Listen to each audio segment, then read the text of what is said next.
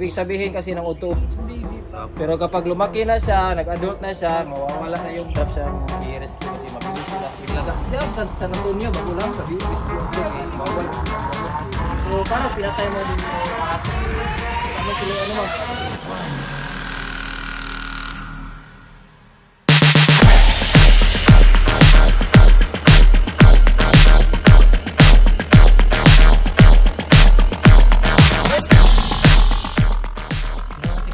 Siya motherly love.